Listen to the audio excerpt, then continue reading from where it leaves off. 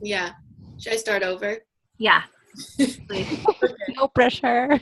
Yeah. Yeah, well, I was saying that I have felt really good in my role as a guardian for this, and felt really like in my element in that, and I have been kind of hiding from the agreements I made about promoting, and having a lot of resistance to like the language around attracting attracting a man who treats you like a queen, and just having a lot of resistance and aversion. But that I decided to step in because I felt a connection to Amelia, and we had we could just have kind of a frank conversation about it, right? Like early on we did, and I am trying to be open to just the true piece of like, I haven't found a really a balanced way of being in an actual partnership with the masculine and with men. And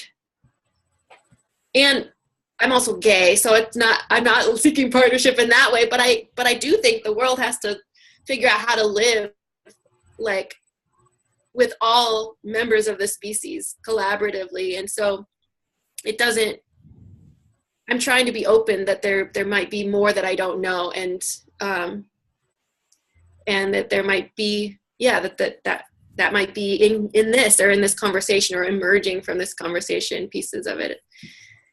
Anyway, but it was coming up a lot more strongly this last week, and I was just kind of dodging the promotions of it, because like I have this judgment. I've been feeling this judgment of myself, or imagining what my peers are gonna say or think in me being a part of something like this, and that fear coming from my own, I think, part of my own, like a judgment that I do have about myself, or a worry about myself, that this is,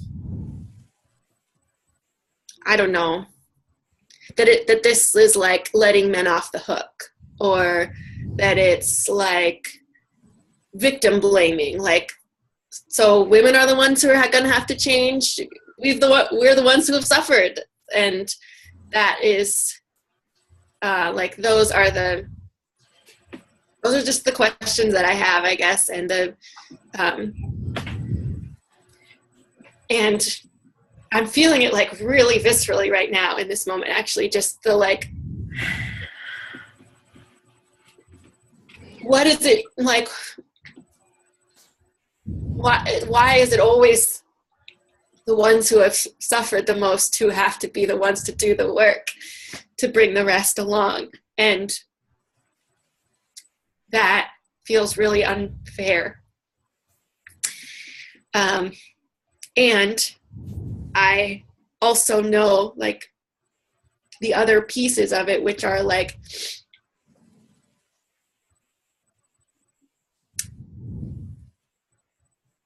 what healing, or I'm trying to imagine like what true healing and true integrative healing can be, that is that like a love that restores healing both to oppressor and oppressed, and victim and and perpetrator, and kind of erases that binary. And you just said it. It's about love, right? I guess. Deeper love. It's not about conditional love, right? Just it's the gesture of existence. Just connect with it for a second, and then, sorry, I just had to hold you in that. So just connect to your heart without any questions right now, just to your heart. And feel the warmth. Feel that love which doesn't care about the story, which just is a gesture.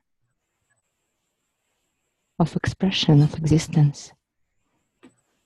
It's so much more than what we think, what we see, what we can perceive.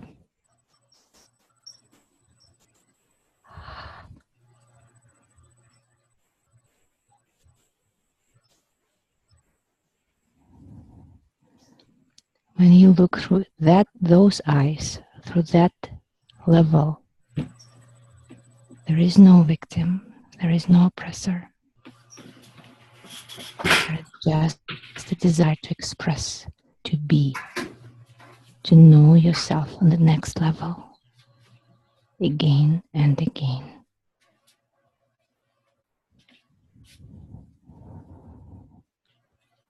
And the rest is about acceptance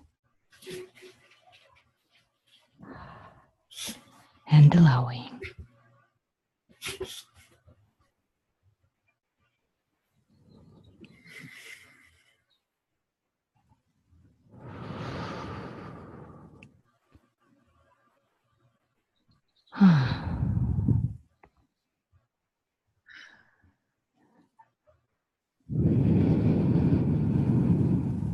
Just breathe through the heart.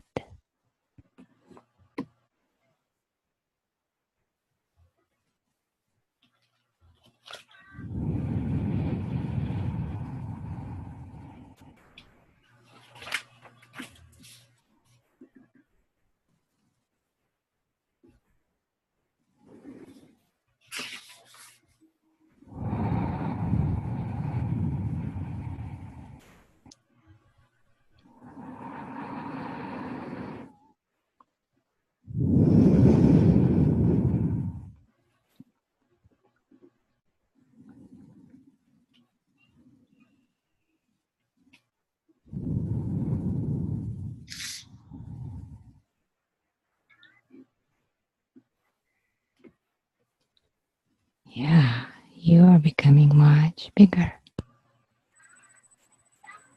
Beautiful.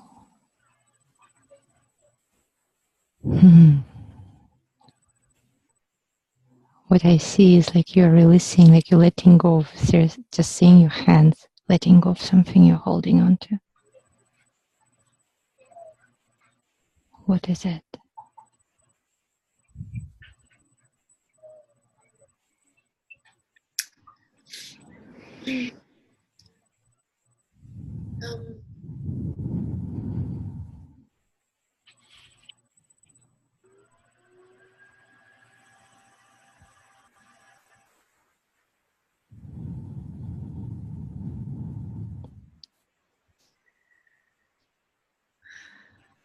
Well, it's like I'm letting go of their only,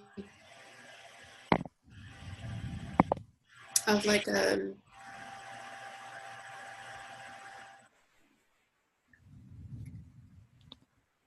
seeing things in right and wrong, black and white. Yeah. And what I felt myself doing was, you said breathing at my heart. I actually felt like I'm breathing from a heart bigger than mine. Like, at the back of my body, just it feels, when I sense this, it feels like the heart of Sita, who's one of the goddesses of yoga, just Kuan Yin or Mary Magdalene or Mother Mary, just this big heart that's bigger than what I can see or know from my locus point of experience. And that it's that love where many things can exist and be true at one time. Yeah. Beautiful. So beautiful. Because actually, like, in my small heart, I still feel resistance, and I feel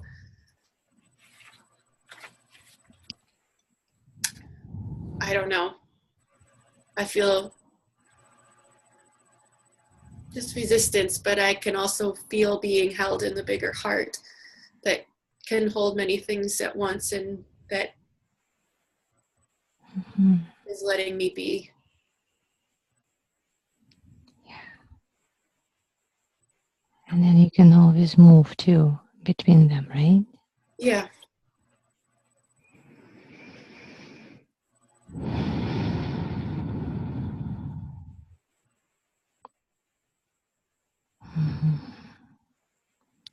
And the little heart will keep opening and aligning, because that's what we're here to do. It's a process.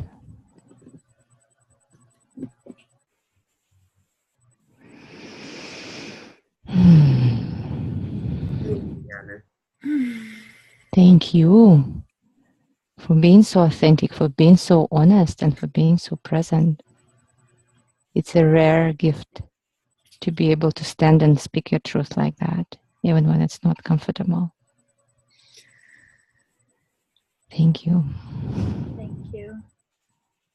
And I just want to honor you, Kate, because, you know, you have come to this circle and to this gathering as a guardian. And as a guardian, you are also holding, sensing, speaking into and out of the truth that's up to be healed for many beings. Like, that is your gift. That is your gift of sensitivity. That is your gift that you offered us. That you would sense into this space, that you would hold space with us, that you would be in this conversation with us with as much of a challenge as it was for you. And that's the gift that you're giving, not just us and not just yourself, but also everyone that's on the summit and the vibration to Mother Earth. And so thank you for holding that. Thank you for being a representation of that and for speaking to that very real and very, I believe, prominent issue. Like, this is up. Like, this is a question on the minds of many women. This is real. This is true. This is the work. This is it. So thank you for that. Thank you for being a vessel for that. Thank you for being a vessel for that and an instrument for that. Thank you for being a vessel for that and an instrument for that. And being that this is our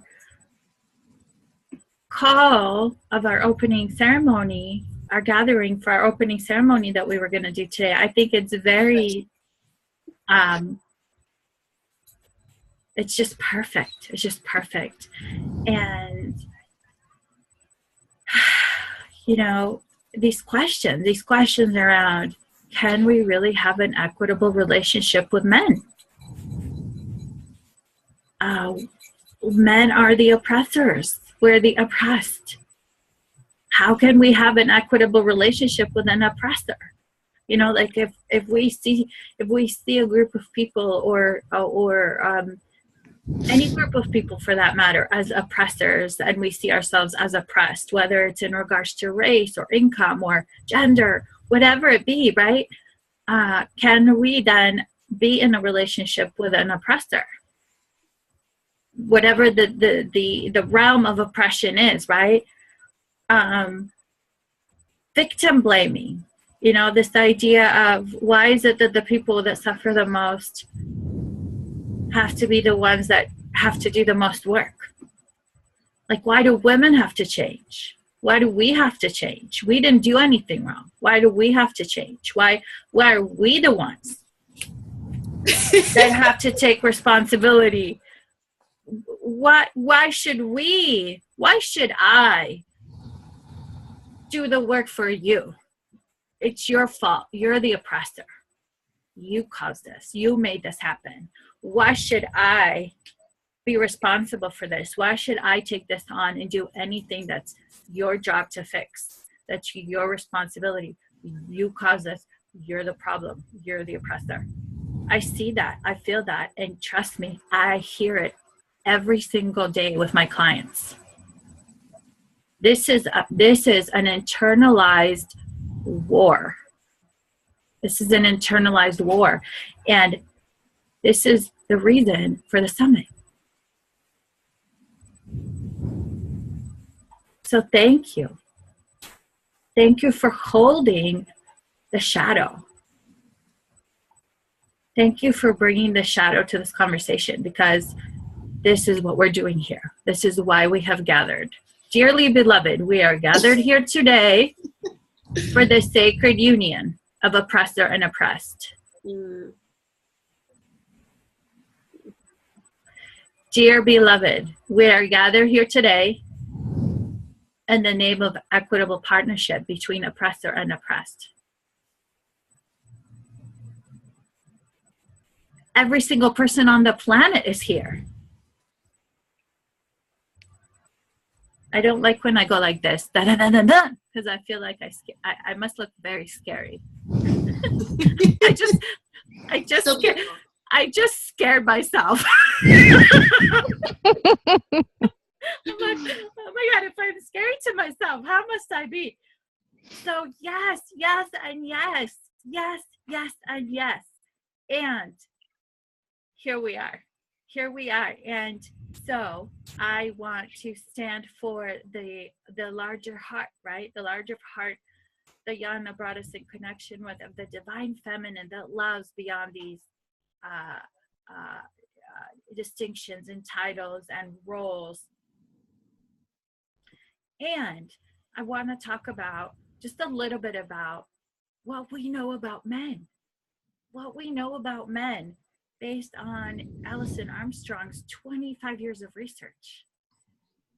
And what we know about men, and I've seen this with my own eyes in her courses, because at the end of every course, she has a panel of men come up to stage, and the participants, which are all women, get to ask them questions about anything and everything. Their sex drive, their sexuality, their a need for attention, affection. What is it that makes a woman attractive? What makes a woman marriage material? Why would they marry? What would they, I mean, it's like all of it, right?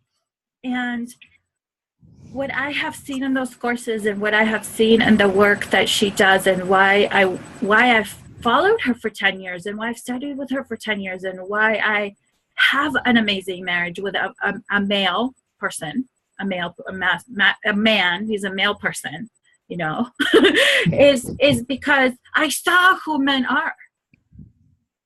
I saw the soul of the divine masculine. I saw who men are. And of course we have divine feminine and masculine in all of us. But in those panels, in that work, it would be like, I would go to the courses and Alison would tell us about what men really think about women, and how men really want to provide, and how men really want to protect us and provide for us and be a source of support and care for us. And for myself, I had never experienced that. I had no idea what she was talking about. I had no visceral understanding of this, no embodied understanding of this from the men that I had seen in my life.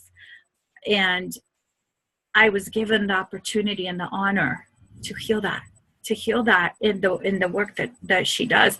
And so when the men would come, and they, you know, after the 3 days of the course, and she would have taught us all these things, and then they would come to the panel, and you'd see all these questions flying at them from the women in the group, and the men were in complete and utter service of us. They were there, they were completely surrendered to serving us, and everything that Alison taught us about their devotion to women, and them being compelled to want to serve us, and them wanting to comfort us and protect us and provide for us. Everything was true.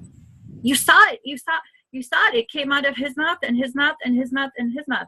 And so there was this cognitive dissonance of like, oh my God, there's this idea of the patriarchy and who men are, and who I thought they were, and why I didn't like them. and the sexualization, the objectification and sexualization of women, and all these things that I had, right? And then there's like all these things where I was just seeing the pure truth of who men actually were, and there was like a complete disconnection. And so I think the question that I want to ask and I want to bring into the circle is not so much about the oppressor and the oppressed, but it's around, like, my question is around, like, who created this idea of oppressor and oppressed? Like, where does this come from, and why do we think that we're the oppressed and they're the oppressor? Like, what is the, where does this sit? Like, in what reality does this reside? And the only reality that I see it residing in is the reality of scarcity, competition, and separation, and consumerism that propagates this as a truth. I don't see that reality in my marriage. I don't see that reality with most men. It does happen with some men. It does, I will admit. But it's not like a rule thing. It's like an exception thing, right? So it's like, where does this reality reside? And so I think these are great questions to bring into our opening night meeting. Is like, where is this reality? And for me, where it lives is in what we now know as like the ego mind. The ego mind. And this is the part of us that's being exploited by those images, like the skinny images and the devaluation of women and these ideas of patriarchy and all these things. They're very real, but they're real on a realm in a realm that is not it is not the source of the reality of the authentic truth of who we are as spiritual beings in a human body. It's a different kind of truth. It's a truth, but it's a different kind of truth that lives on a different level. And that's all I have to say. That was great.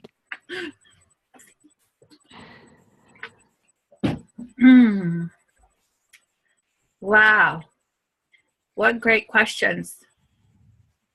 So where does that leave us? Beautiful. That's actually, I think, like what I'm feeling and what you talked about and what Kate talked about and what came through me out of it usually comes through the universe is this ability of, it is multiple level, like we are multidimensional beings and we live in multidimensional reality.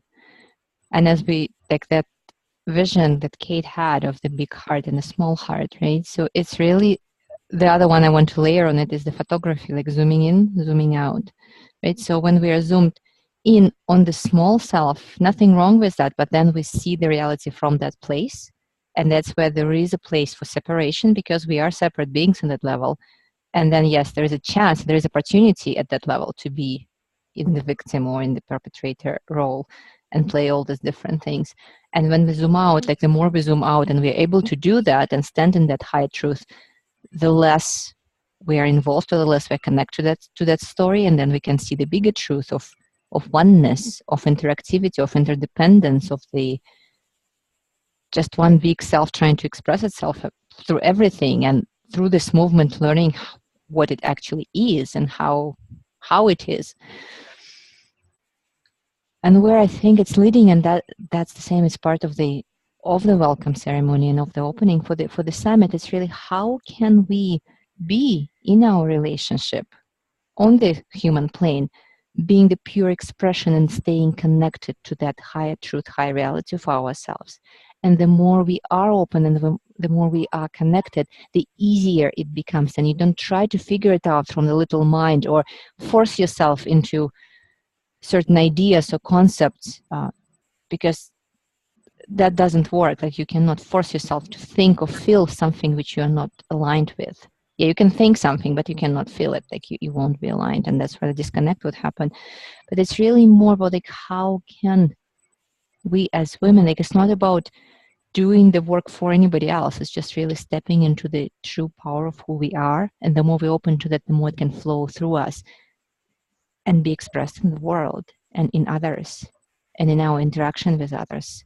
That's to me, that's what it feels like, and that's what the summit is like. It's the how can we step into that energy collectively, not trying to go to the feminist ideas of it, which really essentially just trying to take the men tools, not men, but the masculine tools, the wounded masculine tools, and then apply them and use them. But instead of that, how can we find our own whole, holistic, full way into that expression?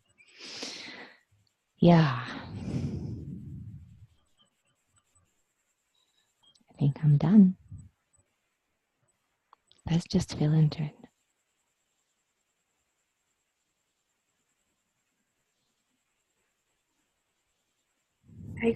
I hold you in my heart, Kate, and I hold everyone that you speak for in my heart. And I'm so glad that you're here. I'm so glad that this is here.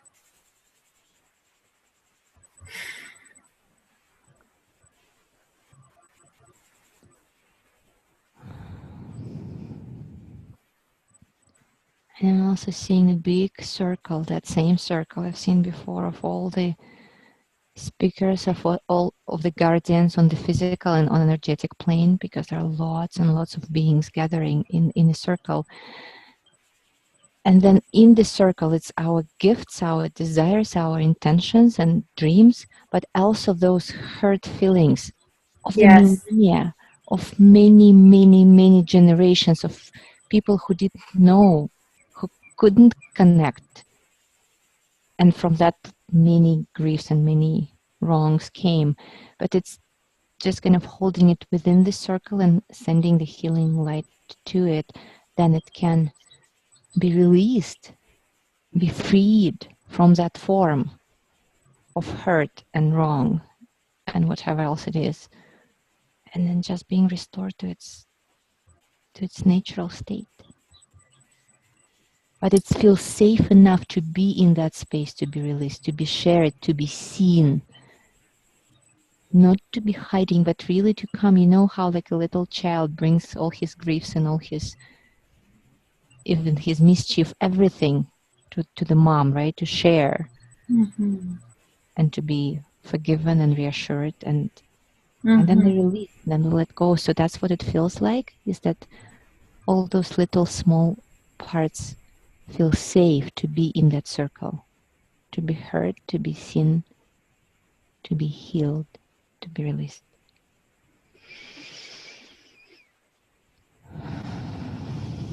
I was really connecting to the image of the circle as well. And what's been up for me is this sense of the fire element, which is exactly what you were describing, Yana,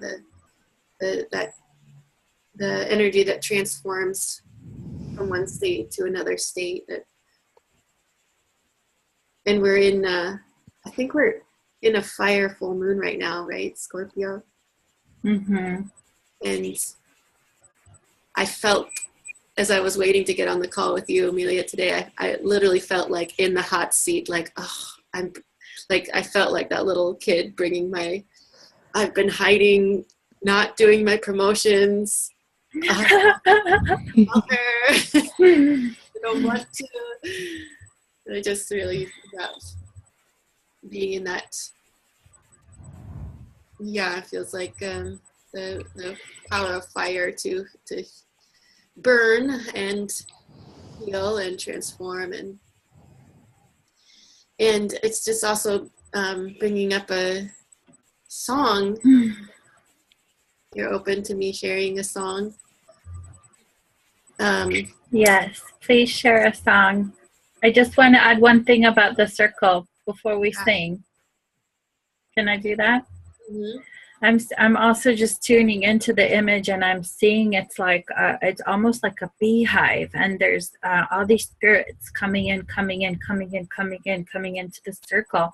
There's this bright emerald green light that's really white. It's an emerald green white light, but it's like the light of truth, like a white hot truth, like Danielle Laporte has that book, White Hot Truth. That's what I'm seeing.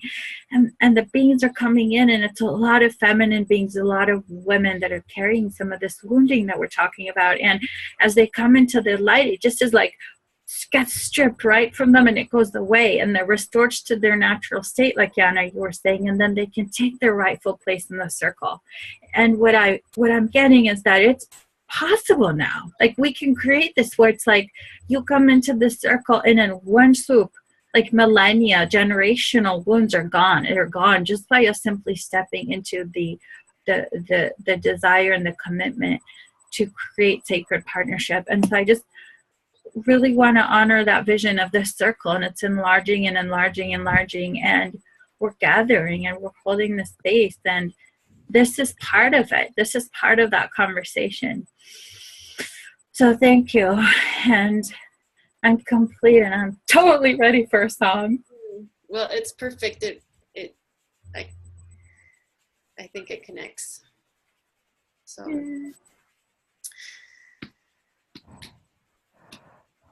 And this is a song that was adapted from another song that I learned from another teacher. So, all the ancient mothers calling us into the sacred circle. All the ancient mothers calling us into the age of love. All the ancient mothers calling us into the sacred circle.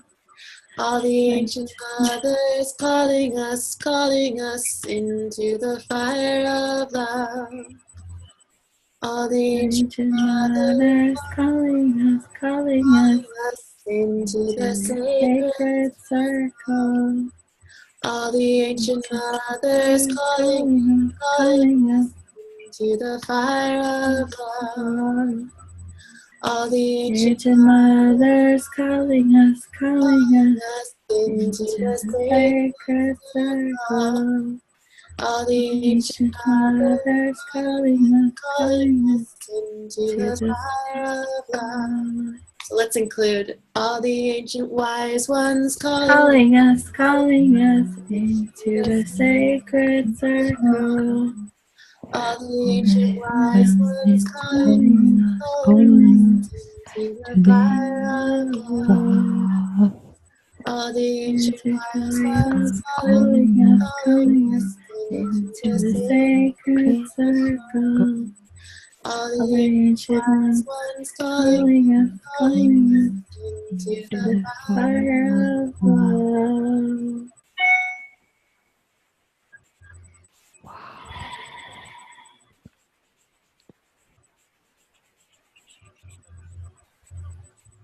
Wow.